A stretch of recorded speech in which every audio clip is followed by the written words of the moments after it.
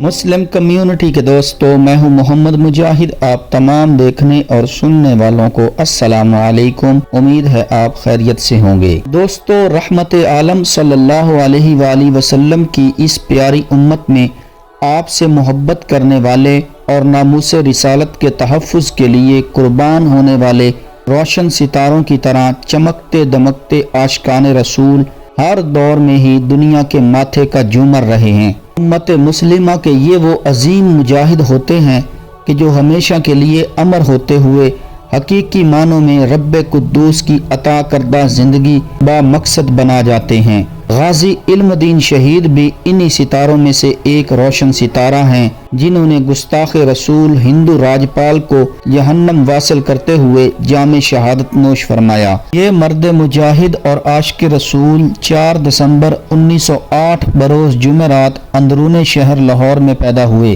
آپ کے والد طالح محمد بڑھئی کا کام کرتے تھے۔ علم دین ابھی ماں کی گود میں ہی تھے کہ ایک روز ان کے دروازے پر ایک فقیر نے دستک دی اور صدا لگائی۔ آپ کی والدہ نے آپ کو اٹھائے ہوئے اس سوال کرنے والے کو حسب استطاعت کچھ دینے کے لیے گئیں۔ جب اللہ کے اس بندے کی نظر آپ پر پڑی تو اللہ والے نے آپ کی والدہ سے کہا کہ تیرا یہ بیٹا بڑے نصیب والا ہے، اللہ نے تم پر بہت بڑا احسان کیا ہے، تم اس بچے کو سبز کپڑے پہنایا کرو۔ علم دین قدرے بڑے ہوئے تو آپ کے والد نے آپ کو محلہ کی ایک مسجد میں داخل کروا دیا۔ غازی علم دین تعلیمی سلسلہ زیادہ دیر جاری نہ رکھ سکے اور آپ کے والد اپنے ساتھ کام پر لے جانے لگے۔ زندگی کے شب و روز ہنسی خوشی بسر ہوتے رہے۔ جب آپ جوان ہوئے تو ماموں کی بیٹی سے آپ کی منگنی کر دی گئی۔ انہی دنوں ایک ہندو پبلشر راجپال نے حضور اقدس صلی اللہ علیہ وآلہ وسلم کی شان مقدس میں گستاخی کرتے ہوئے ناقابل برداشت خیالات پر مبنی کتاب شائع کی، جس کی اشاعت پر ہندوستان بھر کے مسلمان آگ بگولا ہو گئے اور تڑپ اٹھے۔ اس سلسلہ میں عبدالعزیز اور علا بخش نے بدبخت راجپال کو نقصان پہنچانے کی کوشش تو کی مگر ناکام رہے۔ عدالت نے حملہ کے جرم میں دونوں کو سخت سزائیں دیں۔ انگریز کی حکومت تھی۔ انگریز اور ہندو مسلم دشمنی کی بنا پر ایک ہی ڈگر کے مسافر تھے اور راجپال اور اس کی مکروہ کتاب کی اشاعت کے تحفظ کے لیے پیش تھے۔ اس کے علاوہ مولوی نور الحق مرحوم، جو اس وقت ایک اخبار کے مالک تھے، انہوں نے اخبار میں راجپال کے خلاف لکھا تو انہیں بھی 2 ماہ کی سزا کے ساتھ 1000 روپیہ جرمانہ کیا گیا۔ مسلمان جگہ جگہ احتجاج اور مظاہرے کر رہے تھے۔ جلسے جلوس اور اخبارات خبروں سے بھرپور تھے۔ غالباً 31 مارچ یا 1 مارچ تھا کہ غازی علم دین شہید نے اپنے بڑے بھائی شیخ محمد دین کے ساتھ ایک جلسے میں نوجوان مقرر کو سنا، جو راجپال اور اس کی کتاب کا ذکر کرتے ہوئے مسلمانوں کے دکھ کا اظہار کر رہا تھا اور مسلمانوں کو بیدار کر رہا تھا کہ جاگو مسلمانوں جاگو، بدبخت راجپال واجب القتل ہے، ناموس رسالت کے تحفظ کے لیے اپنی جانیں قربان کر دو۔ تقریر کے ان سنہری الفاظ نے علم دین شہید کے قلب و روح میں ایک ہلچل سی مچا دی۔ ان الفاظ کی گونج لیے ہوئے گھر پہنچے اور گستاخ رسول کو قتل کرنے کا عہد کیا۔ 6 اپریل 1929 کو انارکلی بازار سے ایک چھری خریدی اور اسے خوب تیز کروا کر عشرت پبلشنگ ہاؤس کے سامنے واقع دفتر پہنچے کہ راجپال بھی اپنی کار میں وہاں آ گیا۔ بدبخت راجپال کو دیکھتے ہی علم دین کی آنکھوں میں خون اتر آیا۔ راجپال کی حفاظت کے لیے حکومت نے پولیس تعینات کر رکھی تھی، لیکن اس وقت راجپال کی ہردوار یاترا سے واپسی کی اطلاع نہ ہونے کی وجہ سے پولیس اہلکار حفاظت کے لیے بھی نہیں پہنچے تھے۔ راجپال اپنی کرسی پر بیٹھتے ہوئے اپنی آمد کی اطلاع دینے کے لیے فون کرنے کا سوچ ہی رہا تھا کہ عظیم مرد مجاہد غازی علم دین دفتر کے اندر داخل ہو گئے۔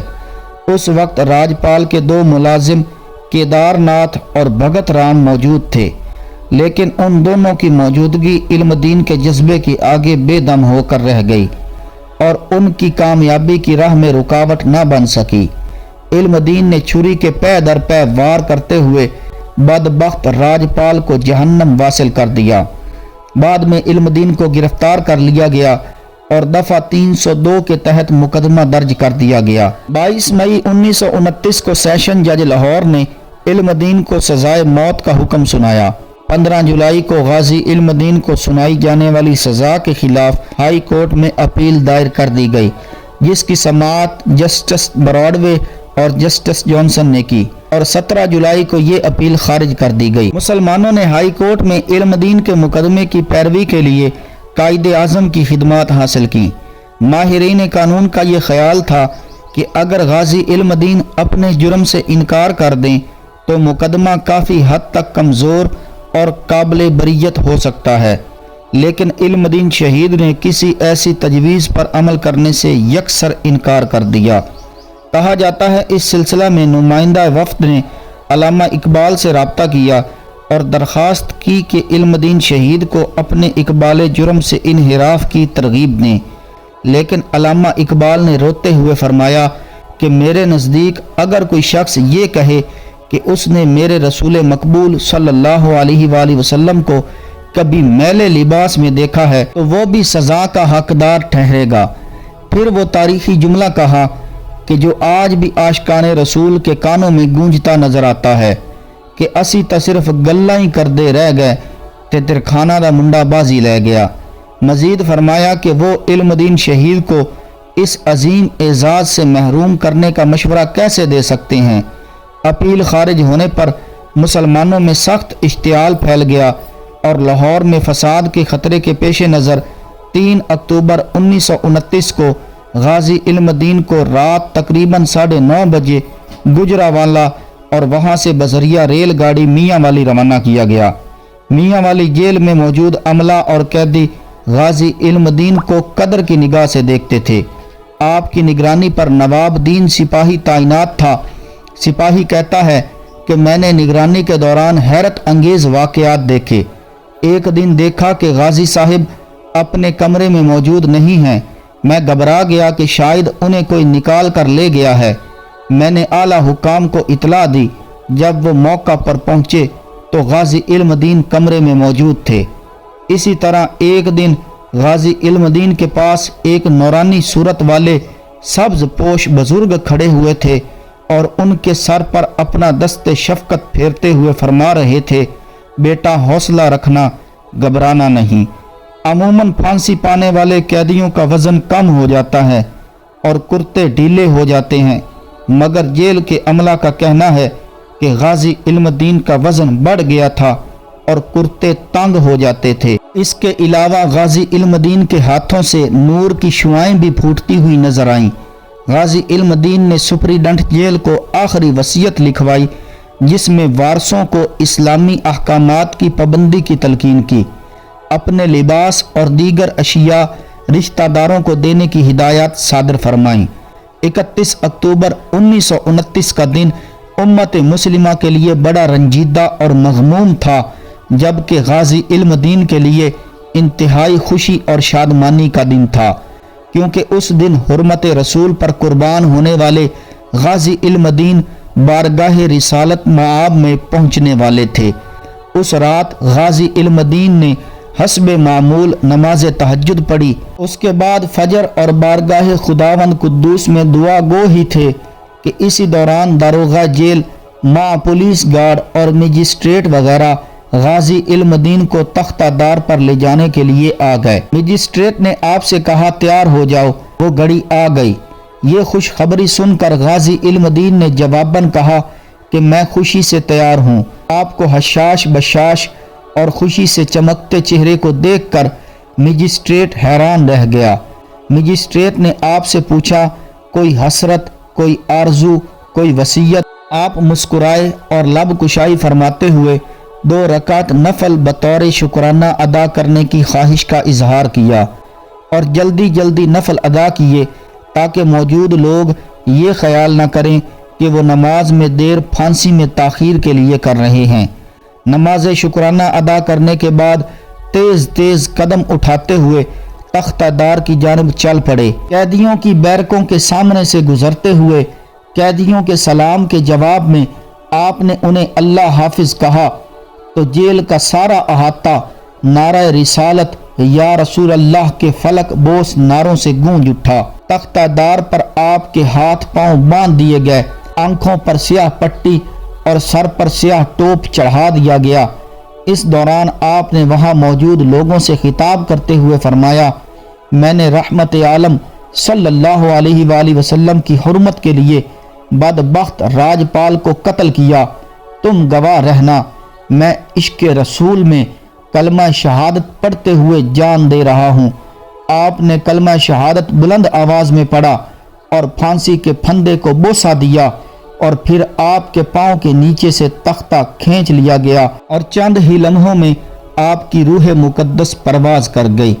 غازی علم دین شہید نے وصیت فرمائی تھی کہ انہیں میانی صاحب لاہور میں دفن کیا جائے، مگر انگریزوں کا خیال تھا کہ اگر وصیت کے مطابق عمل درآمد کرتے ہوئے میت لاہور بھیجی گئی تو میاں والی شہر سے لاہور تک کے تمام مسلمان لاہور پہنچ جائیں گے اور ہندو مسلم فساد کھڑا ہو جائے گا، جسے روکنا مشکل نہیں بلکہ ناممکن ہو جائے گا۔ ان خدشات کے پیش نظر اس وقت کے گورنر پنجاب ڈی ماؤنٹ مورینسی نے ہدایات جاری کی کہ غازی علم دین کو میاں والی ہی میں قیدیوں کے قبرستان میں دفن کر دیا جائے۔ غازی علم دین شہید کو میاں والی میں دفنائے جانے پر مسلمانوں میں غم و غصہ کی شدید لہر دوڑ گئی۔ قریب تھا کہ بہت بڑا فساد کھڑا ہوتا۔ وقت کی نزاکت کو بھانپتے ہوئے علامہ محمد اقبال، سر محمد شفیع، مولانا غلام محی الدین قصوری، میاں عبدالعزیز اور دیگر احباب نے وفد کی صورت میں گورنر پنجاب سے ملاقات کرتے ہوئے میت کی حوالگی اور اسے لاہور میں دفن کرنے کا مطالبہ پیش کیا۔ گورنر پنجاب نے امن کے پیش نظر چند شرائط پیش کی جس کی ذمہ داری وفد کے اراکین نے قبول کی۔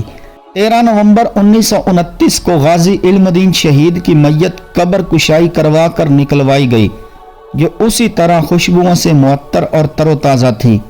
جسد مبارک کے لیے تابوت سید مراتب علی شاہ نے اپنی نگرانی میں تیار کروایا۔ شہید کا جسد مبارک 13 نومبر کو بذریعہ ٹرین لاہور چھاؤنی کے ریلوے اسٹیشن پر تقریباً صبح 5:30 بجے پہنچا، جسے سینٹرل جیل کے حکام نے تقریباً 6:45 بجے ڈاکٹر محمد اقبال اور سر محمد شفیع وغیرہ کے سپرد کر دیا۔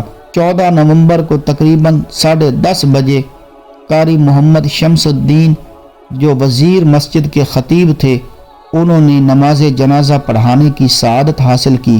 اس جنازے میں لاکھوں افراد نے شرکت کر کے غازی علم دین شہید کی قسمت اور عظمت کو سلام پیش کیا۔